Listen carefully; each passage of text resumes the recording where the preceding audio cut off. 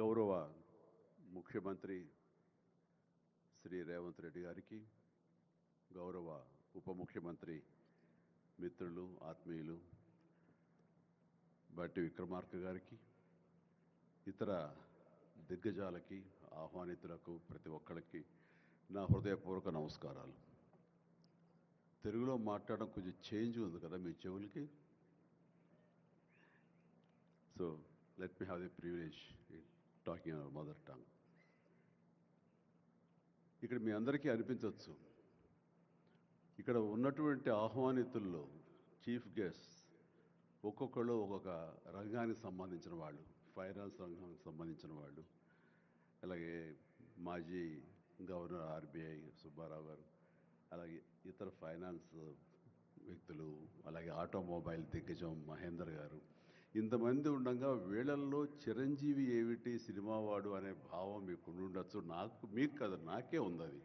నేను ఎంతో ఇక్కడ ఫిట్ అవుతాను అని నాకే అనిపించచ్చు. కానీ నా మీద ఎంతో గౌరవంతో ఒక సోదరుడుగా మన ముఖ్యమంత్రి గారు చిరంజీవి రావాలి అని నిన్న మన భట్టి విక్రమార్క గారిని, అలాగే IT and industrial minister Sridhar గారిని నా దగ్గరికి పంపించారు. సరిగ్గా వాళ్ళు వచ్చే సమయానికి నేను ఏ పొజిషన్లో ఉన్నాను తెలుసా అండి? ఎవరో అమ్మాయితో డ్యాన్స్ వేస్తూ ఉన్నాను. చాలా ఇబ్బంది అనిపించింది అన్నపూర్ణ స్టూడియోలో. సో ఆ సమయంలో వాళ్ళిద్దరు కూర్చోబెట్టి షూటింగ్ ఆపేయండి అని చెప్పి వారి ఇచ్చిన తర్వాత అంత ఆప్యాయంగా నన్ను ఆహ్వానిస్తుంటే, ఇంత గొప్ప సభకి, ఇలాంటి ఒక గొప్ప గ్లోబల్ సమ్మిట్కి, తెలంగాణ రైజింగ్ అంటూ ఒక గొప్ప ఇనిషియేషన్కి 2047 ఇది ఎట్లా ఉండాలి అనే ఆ ఊహ తన బ్రెయిన్ చైల్డ్ అయినటువంటి మన ముఖ్యమంత్రి గారు ఆహ్వానిస్తే అది చాలా ప్రివిలేజ్డ్గా ఫీల్ అయ్యాను, ఎంతో గౌరవంగా ఫీల్ అయ్యాను, ఎంతో ఆనందంగా ఉన్నాను. మీ అందరితో పాటు ఈ రోజున ఇక్కడ నేను పార్టిసిపేట్ చేయడం అనేది నాకు దక్కిన గొప్ప అవకాశం, గొప్ప అదృష్టంగా నేను భావిస్తున్నాను. అయితే ఇక్కడ కేవలం చిరంజీవికి మాత్రమే ఇచ్చారు, అందుకే చిరంజీవిని ఆహ్వానించి అక్కడ కూర్చోబెట్టారు అని నేను అనుకోవటం లేదు. ఇది రేవంత్ రెడ్డి గారికి సినిమా పరిశ్రమ మీద ఉన్నటువంటి గౌరవం, సినిమాల ఇంపాక్ట్ ఈ సొసైటీలో ఎలాగ ఉంటుందో బాగా తెలిసిన వ్యక్తిగా వాళ్ళందరి తరపున ఒక వ్యక్తి ఉండాలి కాబట్టి చిరంజీవిని ఆహ్వానించారని మాత్రమే అనుకుంటున్నాను. ఈ రోజు నేను ఒక చిరంజీవిగా రాలేదు, చిత్ర పరిశ్రమ తరపున ఒక ఏజెంట్గా, వాళ్ళ రిప్రజెంటేటివ్గా నేను ఈ రోజున వచ్చాను, ఇక్కడ ఆహ్వానించబడ్డాను. కాబట్టి దానికి ప్రత్యేకించి పరిశ్రమ తరపున శ్రీ రేవంత్ రెడ్డి గారికి మనస్ఫూర్తిగా నా హృదయపూర్వక ధన్యవాదాలు తెలియజేస్తున్నాను. సార్, మీకు గుర్తుంటే మీరు ప్రభుత్వం ఏర్పాటు చేసిన కొత్తల్లో మొదటి వారంలోనే ఎప్పుడో నేను మిమ్మల్ని అభినందించడానికి నేను వచ్చినప్పుడు మీరు నాతో అన్న మొట్టమొదటి మాట, ఈ హైదరాబాద్ని ఫిలిం హబ్గా చేయాలి. అదేదో ఒక తెలుగు ఇండస్ట్రీ వరకో, లేకపోతే సౌత్ ఇండియన్ ఫిలిం ఇండస్ట్రీ వరకో, లేకపోతే భారతీయ వరకో కాదు, గ్లోబల్. మనకి ఏమి తక్కువ అని, ఇక్కడ ఏ వనరులు తక్కువ అని చెప్పేసి, ఏ ఎంకరేజ్మెంట్ తక్కువ అని చెప్పేసి మనం ఎందుకు చేయలేకపోతున్నాం? ఎందుకు కొన్ని తెలుగు ఫిలిమ్స్ ఒక లాంగ్వేజ్కే మనం కన్ఫైన్డ్ అయ్యాం?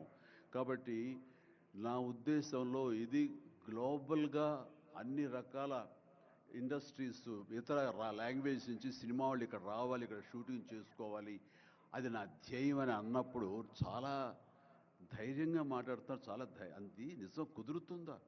ఎక్కడి నుంచో ఇతర దేశాల నుంచి వచ్చి ఇక్కడ షూటింగ్ చేయటం అన్నది, నేను టూరిజం మినిస్టర్గా ఉన్నప్పుడు ఫిలిం టూరిజంగా ఇక్కడ ఎంతోమంది ఆహ్వానించడానికి ఎంతో శ్రమపడ్డాం, ఎంతో కష్టించాం. కానీ ఇక్కడ ఉన్నటువంటి అట్మాస్ఫియర్ కానీ ఎంకరేజ్మెంట్ కానీ ఆయా గవర్నమెంట్లు అంత లేకుండా ఉండటంతో అది అంత పూర్తిగా సఫలీకృతం కాలేకపోయాం.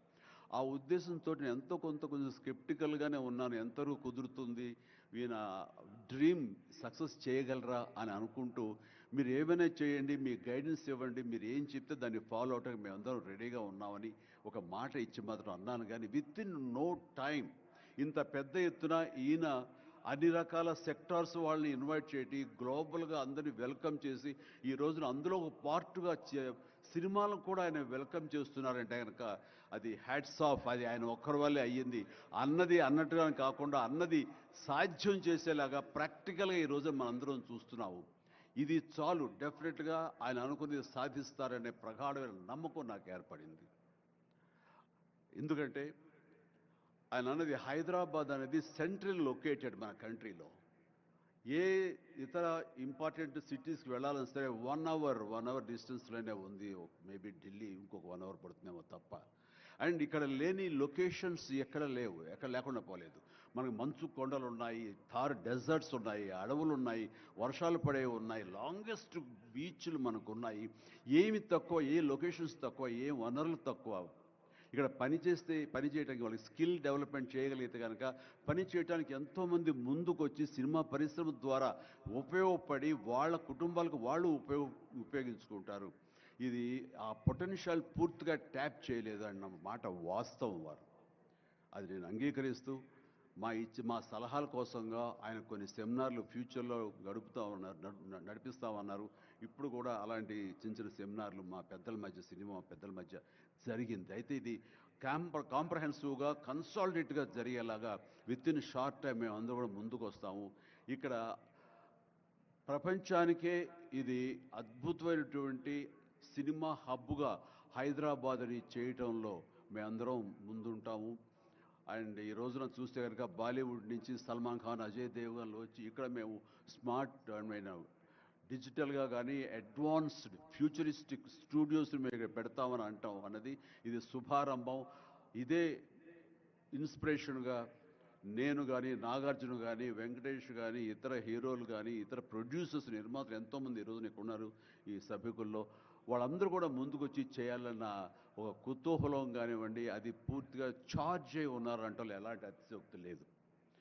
అండ్ ఈ రోజున ప్రపంచపరంగా చూస్తే సినిమా ప్రభావం ఎంత ఉంటుంది, ఈ సాఫ్ట్ పవర్ ఎంత ఉంటుందన్నది నేషనల్ వైడ్గా కూడా కేంద్ర ప్రభుత్వం కూడా వేవ్స్ అనేది ఒకటి ప్రారంభించి అందులో మమ్మల్ని అందరూ కూడా పార్ట్ చేశారు. అంటే ఎకనామికల్గా అది ఎంత పవర్ ఇస్తుంది, మన కంట్రీ జీడిపికి ఎంత కంట్రిబ్యూట్ చేస్తుందో అనడానికి బాగా వాళ్ళందరికీ తెలిసిన వాళ్ళు కాబట్టి సినిమా మీద అంత దృష్టి పెట్టారు. సినిమాని కేవలం పేరు తీసుకురావడమే కాకుండా ఎంతో కంట్రిబ్యూట్ చేస్తుంది, ఎంతోమందికి ఎంప్లాయ్మెంట్ జనరేట్ చేస్తుంది, ఎంతోమందికి ఉపాధి కల్పిస్తుంది. అంటే ఉదాహరణకి కొరియా తీసుకుంటే కనుక కొరియాలో బిగినింగ్ ఇనీషియల్గా వాళ్ళందరూ యూత్ అనేవాళ్ళు ఈవినింగ్ అయ్యేసరికి చాలా పక్కదారులు పడుతున్నారు, కొన్ని వ్యసనాలకి లోనవుతున్నారు.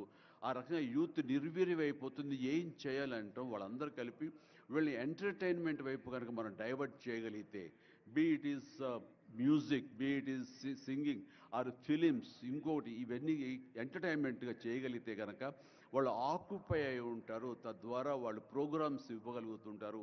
వాళ్ళందరూ నిష్ణాతులయ్యి వాళ్ళ ఫ్యామిలీకి వాళ్ళు బాసటగా ఉంటారు. తద్వారా వాళ్ళ నుంచి జనరేట్ అయ్యి ఎంతో కొంత వాళ్ళు క్రైమ్ వైపు వెళ్లకుండా ఉంటారు. ఆ రకంగా క్రైమ్ రేట్ తగ్గించుకోవచ్చు అనే భావంతో కొరియన్ గవర్నమెంట్ స్టార్ట్ చేసింది. కానీ ఈ రోజున ప్రపంచపరంగా Korea K pop, K drama, K music అంటూ కొరియన్ను వాళ్ళ ఎకానమీ, వాళ్ళ జీడిపికి ఎంతో కొంత కంట్రిబ్యూట్ చేస్తుంది. ఎన్నో బిలియన్స్ ఆఫ్ డాలర్స్ కంట్రిబ్యూట్ చేస్తుంది ఈ యొక్క సాఫ్ట్ పవర్ మ్యూజిక్ అన్నది.